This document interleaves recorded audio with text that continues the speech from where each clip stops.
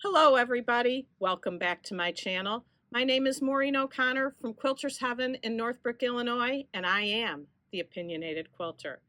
Today's episode, number 25, is why I love my Bernina 770. Full disclosure, I'm a Bernina dealer, but I can't sell what I don't love, and I love the Bernina 770. All of today's episode is my opinion, so there will not be a separate opinion section.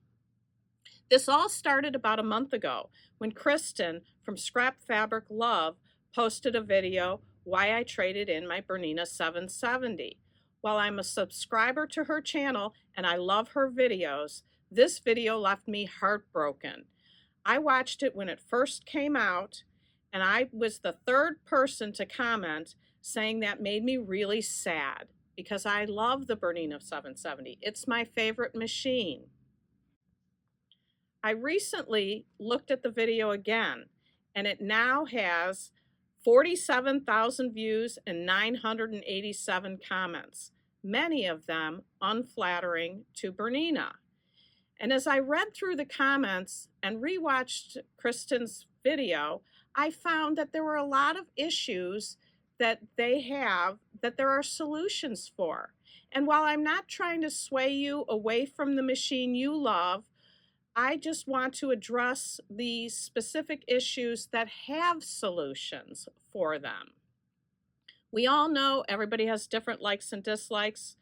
There are people like different snippers, people like different seam rippers, people like different color combinations, and you have every right to love the machine that you love. I just want to address some specific issues that were had so that if you are having trouble with your Bernina, you may be able to find a solution here today. Let's go over to the machine. The first thing I want to address is Kristen saying she wanted to be a cool kid, that all the cool kids own Berninas. And first and foremost, I am not a cool kid. I wear no makeup, I wear no jewelry, and I buy my clothes from Costco. I'm the furthest thing from a cool kid. Also, she stated that if you don't like your Bernina, there must be something wrong with you.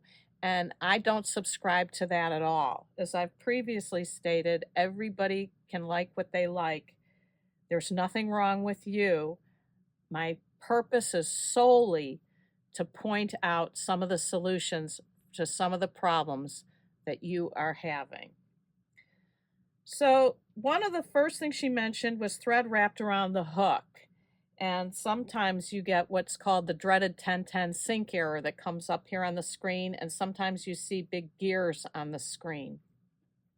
And if that's happened to you, I highly suggest that you watch Bernina Jeff's video, All the Best Tips, Jams, Errors, and Oil, and I'll put a link in the comment section to that video. I've never had the 1010 sync error on this machine, but I have seen it on customers' machines. And what you want to do, and my hand is going to go across the machine to the hand wheel. Over here on the hand wheel, you want to turn the hand wheel clockwise, which is backwards. And then you should be able to pull out your fabric, give it a snip, or use the thread cutter and get any threads that are out underneath the throat plate or in the bobbin area out, and you should be able to continue with no problem. The 1010 sync error does not mean you need to take it into your dealer for service. It's something that happens from time to time, and it's because something is preventing the machine from moving forward. Another thing that Kristen said was she didn't like the front-loading bobbin. She liked the drop-in bobbin. And Bernina likes the front-loading bobbin because they feel it gives you a better stitch. And the stitch quality on these machines are beautiful. And one of the things that Kristen thought when she bought the machine was that if she ran out of bobbin thread while she was quilting, she wouldn't have to take the quilt top off of the machine to reload the bobbin. But she found she did, as her machine was in a table, so that the bobbin was down below. Now we have a machine that sits in the table right across from here, and we can access this bobbin area with no problem. It does take a little getting used to.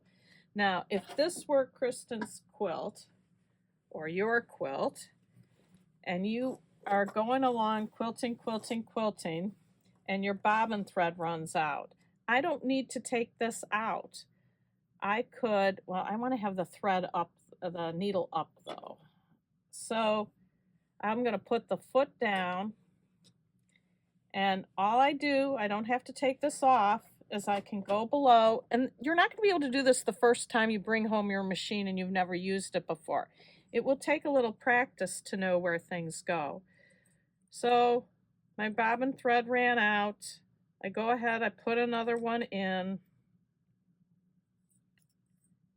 and then I just go underneath the machine, stick it in, feel the thread cutter, and I'm all ready to go.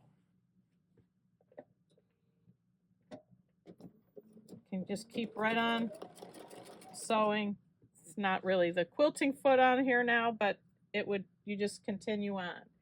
So it can be done. It just takes a little time using it. There's a learning curve, but you definitely don't have to take off your quilt to change the bobbin. Another thing that Kristen said was she has to use leaders. Well, I can't diagnose what was going on with her needing leaders, as I didn't see her do it. I do not use leaders ever. My first question would be, which needle plate did she have on? See, I have the 0mm plate on. And if she had the 9mm plate on, perhaps that's why she felt like she needed leaders. But to diagnose why she did, I would really need to see what was going on. But I do not use them. All the next issues I'm going to go talk about are all on the screen. So we're going to pause for 1 second so we can get a better view of the computer screen. Now you can see the screen on the sewing machine. And one of the first things that Kristen said was that she bought her machine X display, which would mean buying a floor model. And it sounded like she thought that that meant that it was a not very much used machine. And like I said before, this is our go-to machine. Now you can find out easily how much used this machine is. And if you go to the settings, go to the sewing machine, go to the eye, and go up here, it tells you how many number of stitches. We're just under 8 million, 7,987,000. So this is a machine that's used all the time. And if you checked that, you would know what you were purchasing. Also, and this was not mentioned, this screen also gives you the software version. And that would be something to ask your dealer. What is the software version on my machine, and what's the current version on my machine? This one only came out a few months ago. So this is fully updated. And if you're going to buy a machine from a private party, you'd want to find out that that machine has been updated. And the updates are really easy. They don't charge you for them. You just download them from the Bernina website, download them to a stick, bring them over to the machine, put it in, and you update your machine. So that's super easy. Another thing that that Kristen said was that it didn't recognize the foot and it broke needles, which happens if you haven't told the machine what plate you have on it. If you have tell the machine you have the 9mm plate on and you have the 0mm plate on, it will let you do a zigzag. Well, I actually have the 97 foot on, so it's not letting me do the zigzag. I'm going to switch to the number 1 foot real quick here. I still have the 0mm plate on the machine, but I've told the machine I have the 9mm plate on. So now I tell it I want to do a zigzag, and it lets me do a zigzag. If I started stitching now, the needle would hit the plate and break the needle. And that's what happened to Kristen. But if she had told the machine, I have the 0 millimeter plate on, it doesn't let you do it. So you do have to tell the machine which plate you have on it.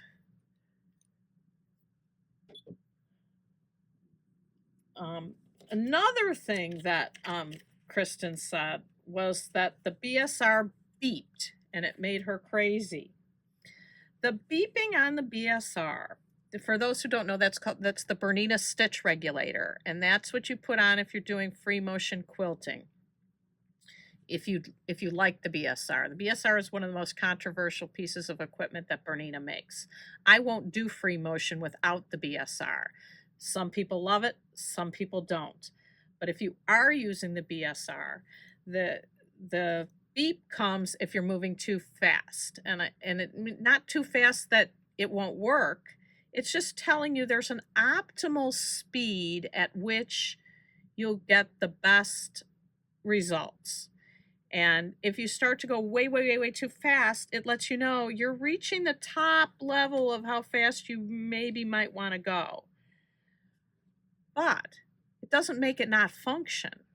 So if the beeping drives you crazy and you don't want it to beep, all you have to do is, again, go into the settings, go into the sounds, and turn off the sound. See, there's the X there. I hit that. There's no sound. You can also turn off the sound of the whole machine if you want. It's entirely up to you. If you turn off the sound, put on the BSR, go as fast as you want, won't make any noise, no problem. Another issue is the oiling. In the drop-in bobbins on other machines, it's plastic into the metal and you don't need oil. Berninas are metal on metal, hence you need to add oil. It's only 2 little tiny little spots that need the oil, and to me it's not a big deal. The machine tells you when it needs oil, and when it does, you just take it out and put it in, put the oil in and put it back in. We're still on the screen here, so I think we should pause 1 second and pull back so that I can show you the adding oil. But this is all on Bernina Jeff's video too. In order to oil the bobbin area, you just open this up, take your bobbin out. It's just a simple push in the center, comes right out. This out of the way, and this is where the oil goes. Just 2 little dots here and here. I'm not going to do it now because I did it yesterday. But this is the coolest thing that Bernina Jeff taught me.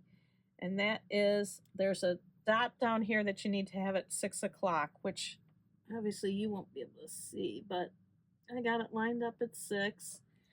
And then as you lay this in front of you, this dot has to be at midnight. So you put that in there, lay this on top like this, and then you just pop it in, and it goes right in, no problem. And if it doesn't go right in, you just turn the hand wheel slightly and it pops in. So the fact that you need to oil your bobbin, I would hope, wouldn't prevent you from loving your Bernina, because it really is super easy if you know how to do it. There's two other issues. One is the bobbin sensor. And I do wish that the bobbin sensor wasn't quite so sensitive, but unfortunately it does go off a lot. So when I don't want to stop and clean out the bobbin area, because it's usually when it goes off and you have bobbin thread, it's because there's lint that has built up. And if I don't want to go in and clean it out at the time, I want to keep sewing.